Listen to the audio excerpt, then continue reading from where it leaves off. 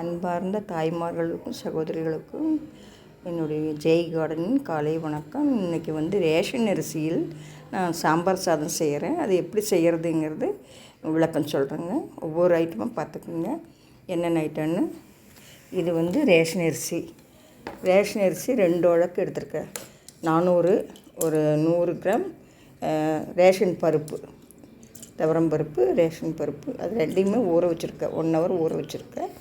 அப்புறம் அது போக காய்கறிகள் எல்லா காயும் சேர்ந்து கத்திரிக்காய், அவரைக்காய், கேரட்டு, பரங்கிக்காய், முருங்கைக்காய், வாழைக்காய் எல்லாம் சேர்ந்து என்ன காய் கிடைச்சாலும் போட்டுக்கலாம்.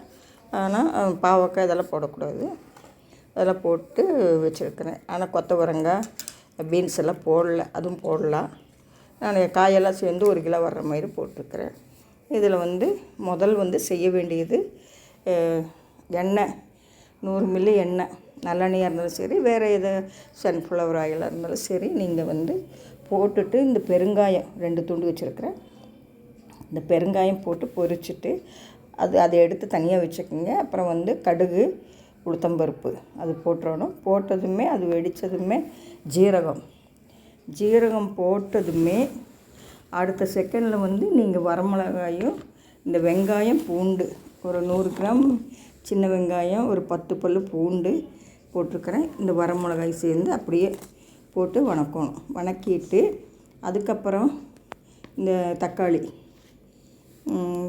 போட்டு வணக்கணும். தக்காளி இருக்குது பாருங்க, தக்காளி 1/4 கிலோ எடுத்து வச்சுருக்கிறேன். சரி, பெரிய பழமாக இருந்தால் 3, சின்னதாக இருந்தால் ஒரு 5, 6. நாங்கள் இது செடியில் காய்ச்சது நாட்டு தக்காளி அது வச்சுருக்கிறேன். இதை போட்டு வதக்கிட்டு வதக்கும்போது உப்பு நான் 2 ஸ்பூன் எடுத்துருக்கேன், கல் உப்பு. அப்புறம் தேவைக்கேற்ப நம்ம போட்டுக்கலாம். போன வீடியோவில் நான் உப்பு சொல்லலைன்னு சொல்லிவிட்டு இது பண்ண வேண்டாம். உப்பு நீங்கள் பார்த்துக்குங்க, உங்களுக்கு தேவைக்கு அளவாக நீங்கள் உப்பு போட்டுக்கோங்க. இது போட்டு தக்காளி ஓரளவுக்கு வதங்கின பிறகு இந்த மல்லித்தூள் 1 ஸ்பூனு, அப்புறம் தனி மிளகாய் தூள் ஒரு 1/2 ஸ்பூனு, மஞ்சத்தூள் ஒரு 1/4 ஸ்பூனு, சாம்பார் தூள் 1/2 ஸ்பூன். சாம்பார் தூள் நானே அரைச்சது, அது அடுத்த வீடியோவில் உங்களுக்கு போடுறேன். எப்படி போடுறது ஈஸியாக சாம்பார் தூள் பண்ணுறது நான் சொல்கிறேங்க. ஃபஸ்ட்டு கடுகு போட்டு, கடுகு வெடித்ததுமே ஜீரகம் போட்டதுமே வெங்காயம், வரமிளகாய், பூண்டு போட்டு வதக்கிட்டு தக்காளியும் போட்டு வதக்கிட்டு இதெல்லாம் போடணும். இதெல்லாம் போட்டு நல்லா வதக்கிட்டு உப்பும் போட்டு கருவேப்பிலை, கொத்தமல்லி தலையும் போட்டு நல்லா வதக்கிட்டு காய் போட்டுறணும். ஓரளவுக்கு வதங்கின பிறகு இந்த காயை போட்டு வதக்கிட்டு ஒரு 2 நிமிஷம் காயை போட்டு வதக்கிட்டு அப்புறம் இந்த அரிசி கழுவி ஊற வச்சுருக்கேன்.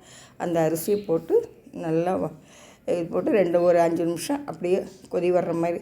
தண்ணி 1க்கு 2 போடுவேன். நான் இப்போ 1/2 லிட்டருக்கு 1 லிட்டருக்கு மேலே தண்ணி வைப்பேன். வச்சுட்டோன்னா அப்போ கொதைய வேகிறது சரியாக இருக்கும். தண்ணி வச்சுட்டு ஒரு கொதி வந்ததுமே நம்ம குக்கர் மூடி போட்டு 2 விசில் வந்ததுமே ஆஃப் பண்ணிவிட்டு திருப்பியும் எடுத்துட்டு விசில் அடங்கின பிறகு இந்த புளி கரைசல் வச்சுருக்கிறேன். சின்ன எலுமிச்சை